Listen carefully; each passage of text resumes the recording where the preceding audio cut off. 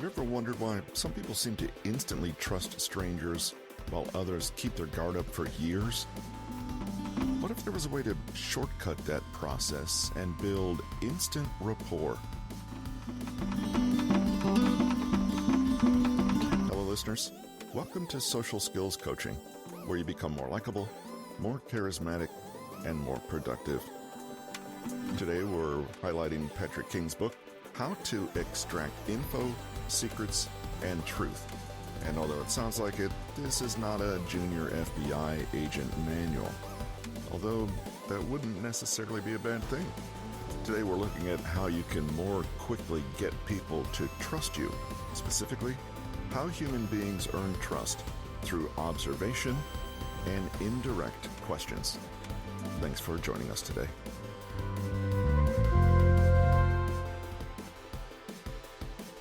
We've been painting a picture of human beings as dynamic, responsive agents in a constantly shifting environment.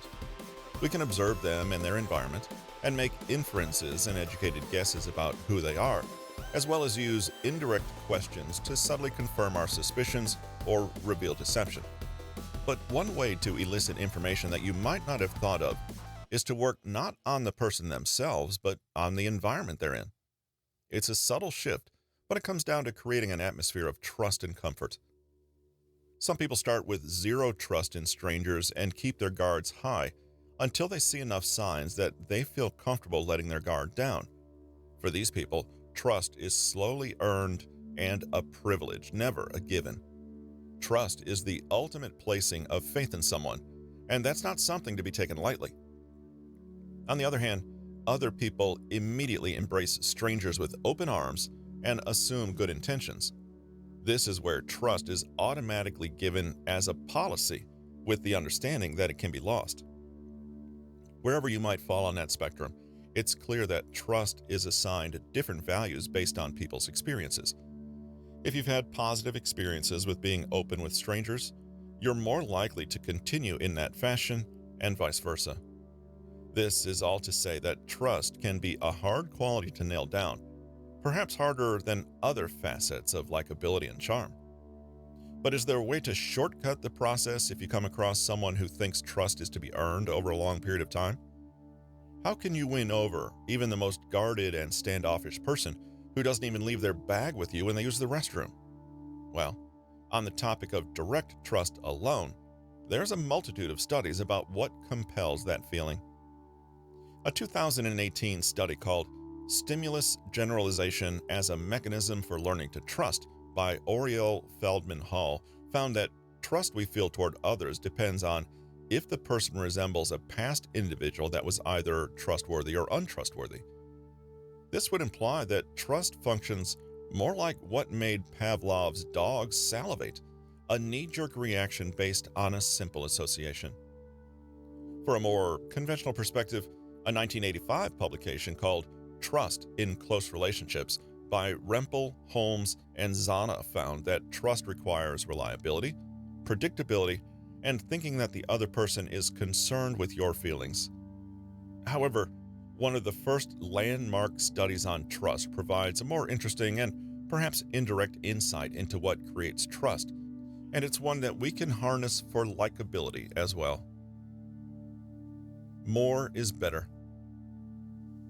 Festinger, Schachter, and Beck studied the concept of trust in 1950 in Social Pressures in Informal Groups, a study of human factors in housing. They studied people who lived in an apartment building and the patterns of the friendships that formed. They found that neighbors who were on the same floor tended to be friends, people who lived on different floors were rarely friends, and people who lived near the mailboxes and staircases were friends with people on different floors. What can we conclude from this? To a large extent, friendship and trust increase linearly with simple interaction and exposure. The more we see someone, the more likely we will become friends with them and come to trust them. It doesn't matter if there was any depth or rapport. The amount of interaction was the only factor that appeared to matter in the study. This was dubbed the propinquity effect. On a practical level, the more we see people, the more we interact with them, the more similarities we find, the more comfort we build, and the more we find that we can potentially like them. People cease to be whatever stereotype you have in mind, and they turn into unique, two-dimensional humans. This is something we'll cover in greater detail in a later chapter on how to avoid negative judgments. Prolonged exposure by itself will embed people into your mind as essentially part of the background. This is why when we change schools, jobs, or homes, we miss our neighbors or co-workers, even if we rarely spoke to them.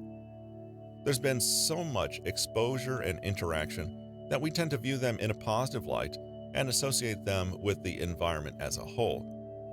The level of interaction itself isn't important, the frequency of the interaction is. The propinquity effect is why it's not surprising that we are frequently friends with roommates, neighbors, co-workers, and classmates. You have a high level of exposure and interaction, you let your guard down around them, and you create an open mind toward friendship. If you look at your set of close friends, you would realize that a lot of those friends became friends of yours almost accidentally. They just frequently showed up in your life. They were at the right place at the right time, and they did the same things you did. You struck up a conversation, and then you kept seeing each other on a regular basis. It turns out that half the battle in likability is showing up and not hiding in your room like a cat. The more you show your pretty face, the more trust will ultimately be built.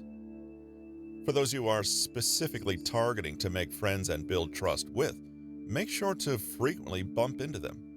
The interaction itself can be minimal, as long as they take notice of your presence and acknowledge you. The goal is to become a known and familiar quantity in their lives. This manifests in even tiny ways in our daily life. The more you see a certain barista at a cafe you frequent, the more you feel like you know and trust them. The more you see a neighbor, even if it's just while you're both taking out your trash, the more you feel like you understand who they are and trust them. Repetition creates trust. A stark illustration of the importance of frequency of exposure is in sales. This is known sometimes as the sales or marketing rule of 7, which states that a customer needs to see a product or hear a product's pitch at least 7 times in order to be ready to purchase. Another advertising guide written by Thomas Smith in 1885 espouses the need for 20 separate touch points before a purchase is made. In addition, salespeople are taught that the sale is always made in the follow-up and not the initial contact, and the propinquity effect is part of the reason why. So they will email, call, text, and make sure that you have so many points of contact with them that they're always in your ear. And, oddly enough, this makes you trust them more because of the frequency and duration of their presence. If nothing has gone wrong or terribly, then they're slowly proving themselves to be trustworthy, right? If you're trying to get people to like you and become their friend, the same process applies. Obviously, adopt a subtler method, but it's undeniable how salespeople are able to gain our trust through repeated exposure and interaction. The propinquity effect is highly related to the mere exposure effect, which similarly states the more we see something, the more we like it, because we prefer familiarity.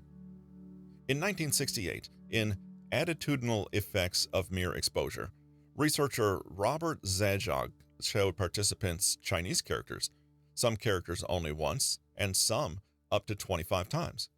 He asked them to guess the meaning of each character, and the more times a participant had been exposed to the Chinese character, the more positive of a meaning they assigned to it.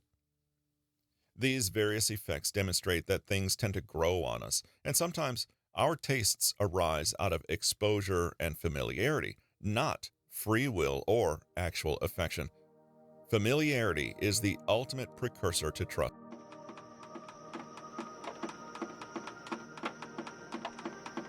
Thanks for joining us today. We hope to have you back for more insightful conversations in the future.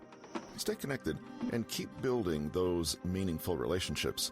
And as we conclude today's episode, we'll leave you with this quote from Maya Angelou. People will forget what you said. People will forget what you did. But people will never forget how you made them feel.